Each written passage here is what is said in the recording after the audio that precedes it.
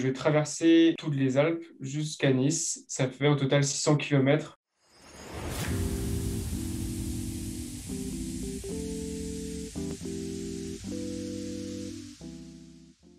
Je m'appelle Jean-Marie, j'ai 24 ans, bientôt 25. Je suis ambulancier depuis 3 ans sur Brest. Je dirais aventurier déjà. Casse-cou, parce que j'aime bien les trucs à sensation quand même. Rêveur, parce que j'ai toujours des projets en tête en fait. J'ai même pas commencé ce projet-là qu'il y a un autre projet que j'ai déjà en tête et ainsi de suite. Ça va toujours comme ça, donc je dirais rêveur. Donc en fait, moi je suis parti sur la grande traversée des Alpes.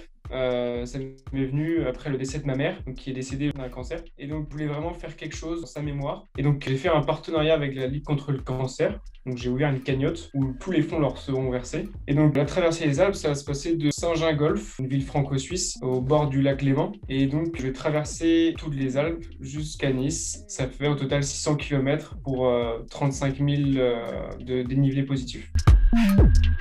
J'avais comme idée 20 jours à la base, sans trop de neige. Avec la neige, je vais dire 25 jours. Mais ça, c'est plus un défi personnel. Parce qu'en fait, le tout, c'est de réussir. Parce qu'on ne sait pas ce qui peut se passer sur place.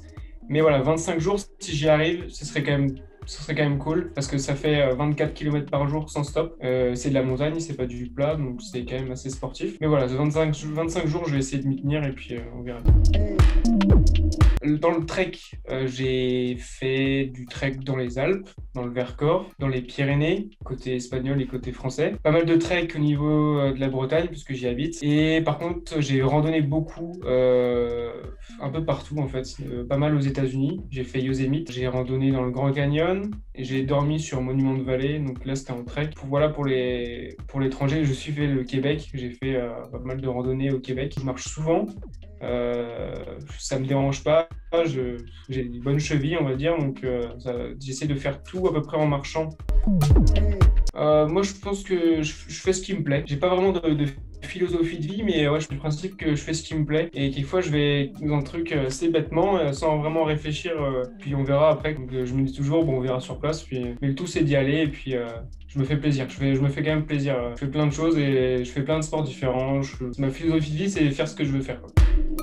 Bah, en fait, moi, comme je t'expliquais un peu, je fais du renforcement. J'ai commencé par le renforcement musculaire. Donc, quand c'est des grandes traversées comme ça, où je vais marcher tous les jours, donc je commence par un renforcement musculaire, des membres inférieurs, bien sûr, parce que les membres supérieurs ne vont pas être sollicités surtout au niveau des trapèzes, mais pour le sac à dos, mais le reste ne va pas être tellement sollicité que ça. Donc, vraiment, un renforcement musculaire au niveau des membres inférieurs. Donc, je commence par ça, et puis j'essaye petit à petit de continuer mon entraînement en allant marcher sur des courtes distances, ça peut être du 5-10 km, et ensuite faire du 30, 40, 50 km avec du dénivelé ou pas de dénivelé. Le tout, c'est de se faire un peu de corne au pied et de renforcer ses chevilles avant de partir, parce que c'est super important, les chevilles, les genoux, etc.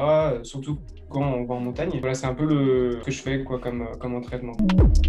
En fait, ça fait tellement longtemps que je fais les mêmes choses que si je l'ai planifié au tout début, mais maintenant c'est tellement dans ma tête que je sais ce que je fais, quoi. Et le programme est assez varié, donc je change mes programmes environ tous les mois, voire toutes les semaines, mais c'est un programme que j'ai en tête, que je connais, que je fais bien.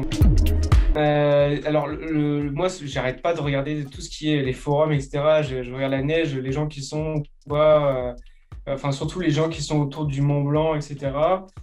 Des avis.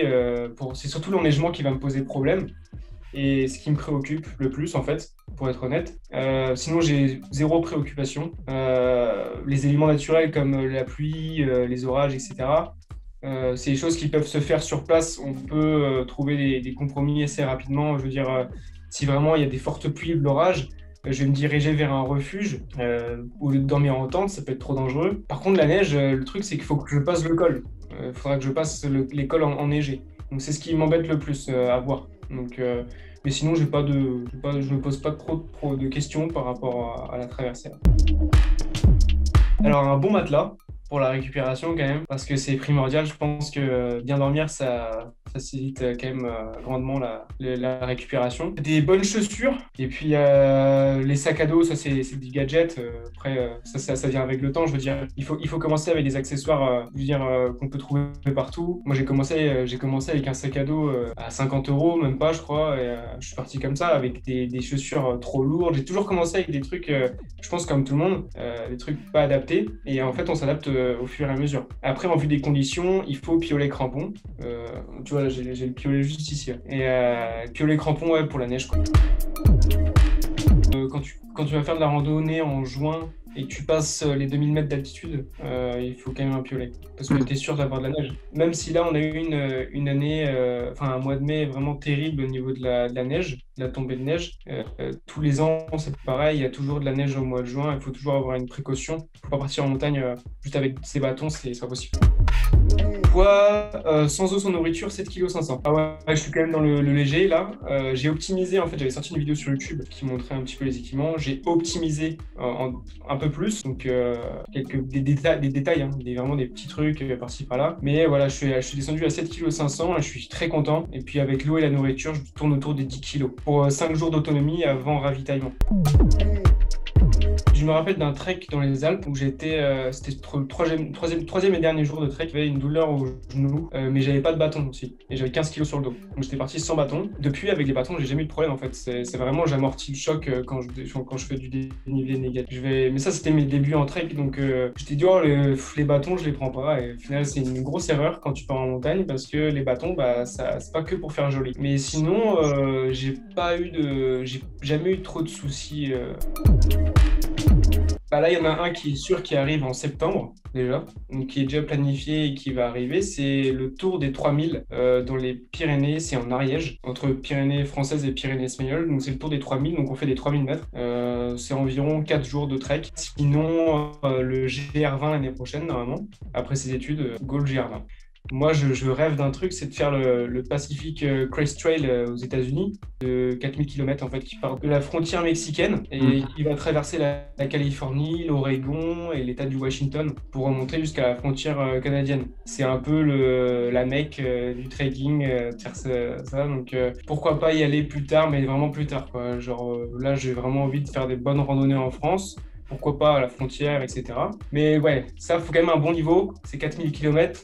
C'est pas rien, donc je pense qu'il faut quand même un meilleur niveau, quoi.